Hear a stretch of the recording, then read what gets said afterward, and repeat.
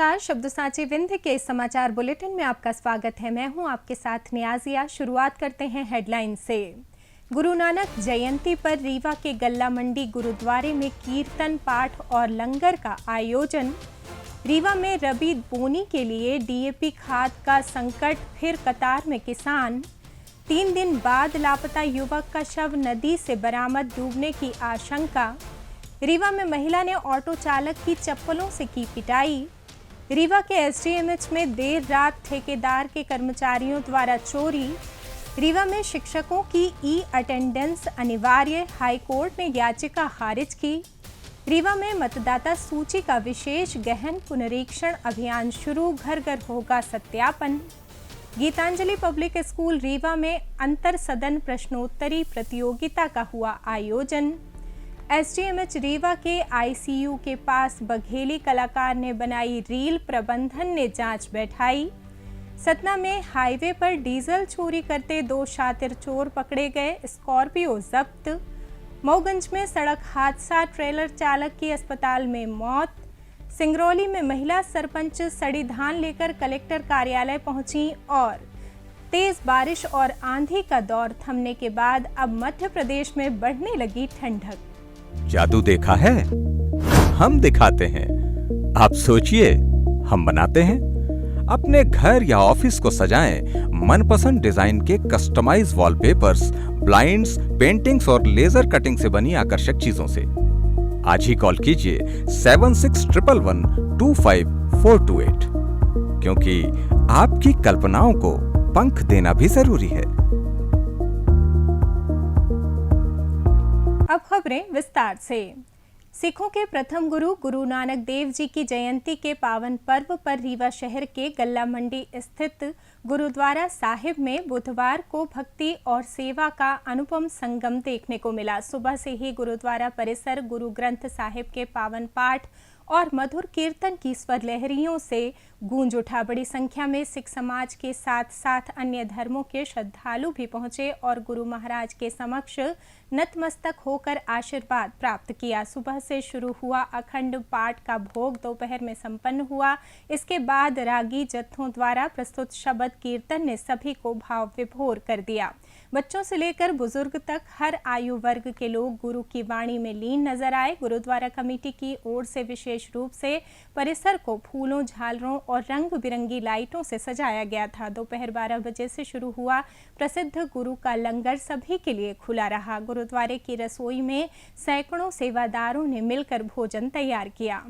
रबी season में बारिश के बाद बोनी के लिए डीएपी खाद की मांग अचानक बढ़ गई है, लेकिन विपणन केंद्रों और समितियों में खाद की भारी किल्लत से किसान परेशान हैं। जहां सरकारी केंद्रों पर लंबी कतारें लग रही हैं, वहीं निजी दुकानदार 1350 रुपए की डीएपी को 1600 रुपए में बेचकर मनमानी कर रहे हैं। जिले में कुल 1472 मीट्रिक टन डीएपी उपलब्ध है, जिसमें 50% निजी विक्रेताओं और 50% समितियों एवं विपणन संघ के डबल लॉक सिस्टम के माध्यम से वितरण होना है। लेकिन समितियों में स्टॉक लगभग खत्म हो चुका है, जिससे किसान मजबूरन निजी दुकानों की शरण में जा रहे हैं।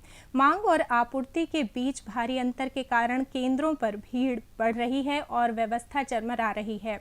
हाल ही में मनगावा के किसान समृद्धि केंद्र में खाद लेने के लिए भगदड़ मच गई थी। किसानों का कहना है कि समय पर खाद नहीं मिलने से बोनी में और देरी होगी, जिससे फसल उत्पादन प्रभावित होगा।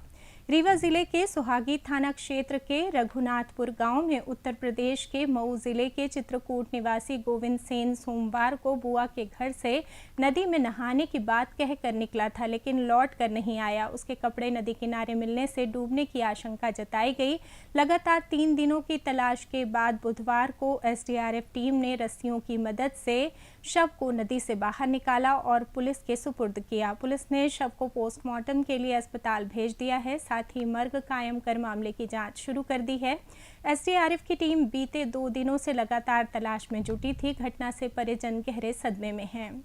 रीवा के सिविल लाइन थाना क्षेत्र अंतर्गत कॉलेज चौराहे में एक महिला ने ऑटो चालक की चप्पलों से जमकर पिटाई कर दी। आरोप है कि ऑटो चालक ने महिला के पैसे चोरी कर लिए थे। बुधवार को हुई इस घटना में महिला ने आरोप लगाया है कि ऑटो वाले ने बैग से 5,000 रुपये निकाल लिए। इसके बाद महिला ने कॉलेज चौराहे में जमकर हंगामा किया। मौके पर महिला के साथ देने पहुंचे स्थानीय लोग और महिला ने मिलकर ऑटो चालक की जमकर पिटाई की। हालांकि बाद में 5,000 रुपये भी ऑटो चालक के ड्राइविंग सीट के पास से बरामद हो गए, जिसके बाद एक बार फिर उसकी पिटाई की गई। पुलिस मामले की जांच कर रही है। रीवा के संजय गांधी अस्पताल में मंगलवार देर रात ठेकेदार के कर्मचारियों द्वारा चोरी का मामला सामने आया है। बताया जा रहा है कि मरीजों के इलाज और ऑपरेशन में इस्तेमाल होने वाले कीमती उपकरणों, इलेक्ट्रिक आइटम्स और अन्य महत्वपूर्ण सामग्रियों की चोरी कर ली गई, जिसकी कीमत लाखों में है, जिसका वीडियो सामने आने से घटना का खुलासा हुआ। हैरानी की बात यह है कि मौके पर तैनात सिक्योरिटी गार्ड्स को चोरी की पूरी जानकारी होने के बावजूद उन्होंने अस्पताल प्रबंधन को सूचना नहीं दी, जिस पर सीएमओ डॉक्टर यत्नेश त्रिपाठी ने कड़ी नाराजगी जताते हुए गार्ड से पूछताछ और दोषियों के खिलाफ विधिक कार्रवाई की बात कही है। प्रबंधन ने मामले की जांच शुरू कर दी है। मध्य प्रदेश हाई कोर्ट ने शासकीय स्कूलों में शिक्षकों के लिए ई-अटेंडेंस अनिवार्य करने की राज्य सरकार की नीति को चुनौती देने वाली याचिका को खारिज कर दिया है। कोर्ट ने याचिका को औचित्यहीन बताते हुए निरस्त कर दिया, जिसके बाद अब सभी शिक्षकों को अनिवार्य रूप से ई-अटेंडेंस में उपस्थिति दर्ज करानी होगी। शिक्षक संघों के विरोध के बावजूद ये व्यवस्था लागू रहेगी। राज्य सरकार ने शासकीय स्कूलों में पदस्थ शिक्षकों के लिए ई-अटेंडेंस को अनिवार्य किया था, जिसका शिक्षक संघों ने विरोध किया और हाई कोर्ट में याचिका दायर की। सुनवाई के दौरान कोर्ट ने स्पष्ट किया कि ये नीति शिक्षकों की जवाबदेही सुनिश्चित करने के लिए है। वर्तमान में शासकीय शिक्षकों में केवल 55% ही ई-अटेंडेंस दर्ज कर रहे हैं, जबकि अतिथि शिक्षक 94% उपस्थिति दिखा रहे हैं। हाल ही में संभाग के 135 प्रिंसिपलों को लोक शिक्षण आयुक्त द्वारा ई-अटेंडेंस ना दर्ज कराने पर नोटिस जारी किया गया था। निर्वाचन आयोग द्वारा मध्य प्रदेश में मतदाता सूची के विशेष गहन पुनरीक्षण अभियान की शुरुआत हो गई है। 4 नवंबर से 4 दिसंबर तक सभी विधानसभा क्षेत्रों में बीएलओ घर घर जाकर मतदाताओं के नाम, पता, आयु और अन्य विवरणों का भौतिक सत्यापन करेंगे। एसडीएम अनुराग तिवारी ने नागरिकों से सक्रिय सहयोग की अपील की है, ताकि मतदाता सूची शुद्ध, पारदर्शी और समावेशी बने। अभियान के तहत BLO pre printed enumeration form लेकर आएंगे, जिसमें 2025 की मतदाता सूची के अनुसार नाम, पता और ईपीआईसी नंबर पहले से भरा होगा। नागरिकों को फॉर्म की जानकारी जांच कर पुष्टि करनी होगी।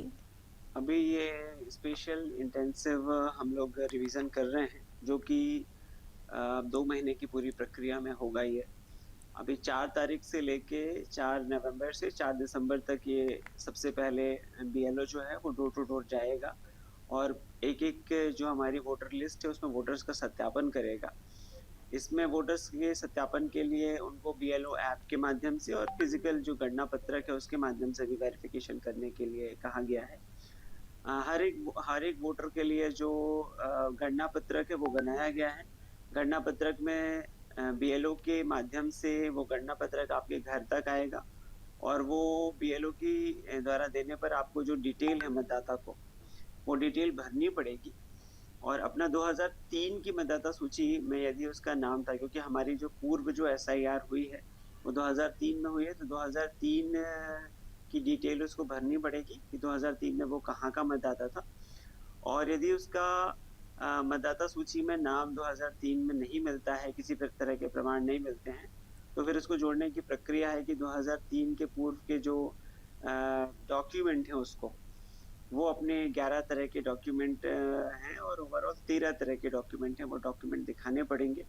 इसमें पासपोर्ट हो सकती है, कोई आपका जो गवर्नमेंट एम्प्लॉय का आईडी हो सकता है और आपका जन्म प्रमाण पत्र होता है, मार्कशीट होती है, आपके खसरे होते हैं, वन अधिकार के पट्टे होते हैं, इस तरह। गीतांजलि पब्लिक स्कूल रीवा में कक्षा 1 से 12 तक के विद्यार्थियों के लिए अंतर सदन प्रश्नोत्तरी प्रतियोगिता का आयोजन किया गया। इस प्रतियोगिता का उद्देश्य विद्यार्थियों के सर्वांगीण एवं संज्ञानात्मक विकास को प्रोत्साहित करना था। सीनियर वर्ग कक्षा 9 से 12 में सूर्य सदन ने प्रथम स्थान प्राप्त किया, जबकि कस्तूरबा और सत्य सदन क्रमशः द्वितीय और तृतीय स्थान पर रहे। मिडिल वर्ग कक्षा 6 से 8 में कस्तूरबा सदन प्रथम, सूर्य द्वितीय और शकुंतला सदन तृतीय स्थान पर रहे। वहीं जूनियर वर्ग में कक्षा 1 से 12 में सूर्य सदन विजेता रहा तथा कक्षा 3 से 5 में सत्य सदन ने प्रथम स्थान प्राप्त किया। प्रधानाचार्य रितिका प्रधान एवं निदेशक वरुण प्रधान ने सभी प्रतिभागियों की सराहना करते हुए निरंतर सीखने और आगे बढ़ने के लिए प्रेरित किया। विंध्य के सबसे बड़े शासकीय चिकित्सालय संजय गांधी अस्पताल रीवा के आईसीयू के पास बघेली कलाकार शैलू शर्मा द्वारा फिल्मी गानों पर ठुमके लगाते हुए रील बनाने का मामला सामने आया है। रील सोशल मीडिया पर वायरल हो गई, जिसने गंभीर मरीजों और मौत से जूझते परिजनों के बीच मानवीय संवेदनाओं पर सवाल खड़े कर दिए। सीएमओ डॉक्टर यत्नेश त्रिपाठी ने इसे निंदनीय बताते हुए कहा कि अस्पताल डांस या रील बनाने की जगह नहीं है। जांच के बाद वैधानिक कार्रवाई की जाएगी। वहीं युवती ने वीडियो जारी करते हुए अपने इस कृत्य पर माफी मांगी है। आप लोगों के माध्यम से भी कुछ देर पहले ही मेरे संज्ञान में यह बात आई है कि कोई एक रील बनी है जो अस्पताल परिसर के अंदर बनी है। उस रील को देखने से ऐसा लग रहा है कि आपकी बात सही है, जो अस्पताल के अंदर की है। इस संबंध में घटना की मैं उच्च अधिकारियों को संज्ञान में ला के ये प्रयास करूंगा कि इसका हम जांच कराएं कि ये कैसे बननी नहीं चाहिए। अस्पताल कोई रील बनाने की जगह नहीं है। लोग दुखियारी आते हैं जिनका हम इलाज करते हैं। यहाँ पर ऐसी जगहों पर इस तरह की घटना नहीं होना चाहिए। मैं उनके संज्ञान में लाऊंगा, जैसे निर्देश मिलेंगे उस हिसाब से हम कार्रवाई करेंगे। सतना जिले के रामपुर बघेलान थाना क्षेत्र में बुधवार तड़के NH30 पर डीजल चोरी की कोशिश ट्रक चालक की सूझबूझ से नाकाम हो गई। ओड़की टोल प्लाजा के पास पाल मोड़ पर हाईवे किनारे खड़े ट्रकों से डीजल चुराते 2 संदिग्धों को पकड़ लिया गया। चोरी रोकने के प्रयास में चोरों की स्कॉर्पियो गाड़ी ट्रक से टकराकर डिवाइडर में जा घुसी और दुर्घटनाग्रस्त हो गई। पुलिस ने दोनों आरोपियों को हिरासत में लेकर पूछताछ शुरू कर दी है, जबकि उनके 2 साथी फरार हैं। घटना सुबह करीब 4 बजे की है। चोर हाईवे किनारे खड़े ट्रकों से डीजल चुरा रहे थे, तभी एक ट्रक चालक ने अपनी गाड़ी के शीशे से उन्हें चोरी करते देख लिया। ड्राइवर ने फौरन ट्रक को आगे पीछे कर चोरों को घेर लिया और भागने से रोका। इस दौरान स्कॉर्पियो ट्रक से टकरा गई। टक्कर का शोर सुनकर आसपास के होटल ढाबों के लोग मौके पर जमा हो गए।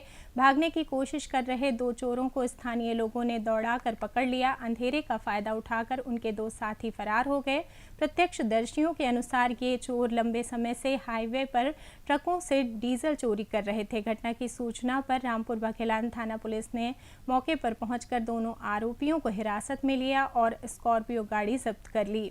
मोगंज बनारस मार्ग पर बाबा ढाबा के पास मंगलवार रात हुए सड़क हादसे में घायल ट्रेलर चालक राजकुमार यादव निवासी बरकत शाह कलाम देहात यूपी की संजय गांधी चिकित्सालय में उपचार के दौरान मौत हो गई। पुलिस के अनुसार आगे चल रहे ट्रेलर ने अचानक ब्रेक लगा दिया, जिससे पीछे आ रहे राजकुमार के ट्रेलर की जोरदार टक्कर हो गई। हादसे में गंभीर रूप से घायल चालक को तुरंत अस्पताल पहुंचाया गया, लेकिन चिकित्सकों ने उन्हें मृत घोषित कर दिया। पुलिस ने शव को पोस्टमार्टम के लिए भेज दिया और मामले को जांच में लिया है। सिंगरौली जिले में बेमौसम बारिश से धान की फसलों को भारी नुकसान पहुंचा है, जिसके चलते काम ग्राम पंचायत की महिला सरपंच सुमित्रा देवी ने बुधवार को अपने खेतों से सड़ी हुई धान की बालियां लेकर कलेक्टर कार्यालय पहुंचकर मुआवजे की गुहार लगाई। लगातार बारिश ने कटी फसल को सड़ा दिया और खड़ी फसल में अंकुर फूट आए हैं, जिससे थ्रेसिंग पर भूसा ही बचेगा। जबकि किसानों का आरोप है कि पटवारी सर्वे के लिए गांव में नहीं पहुंचे। कलेक्टर गौरव बेनल ने फसल क्षति सर्वे के निर्देश दिए हैं और तहसीलदार जानवी शुक्ला ने जल्द मुआवजा दिलाने का आश्वासन दिया, लेकिन कर्ज में डूबे किसानों ने तत्काल सहायता न मिलने पर आर्थिक संकट की चेतावनी दी है। मौसम की बात करें तो तेज बारिश और आंधी का दौर थमने के बाद अब मध्य प्रदेश में ठंडक बढ़ने लगी है। मंगलवार को ग्वालियर चंबल में रात का पारा 18 डिग्री के नीचे रहा, वहीं सुबह कोहरा छाया रहा। दूसरी ओर ज्यादातर शहरों में दिन में तापमान 30 डिग्री ही रहा। बुधवार को भी ऐसा ही मौसम बना हुआ है।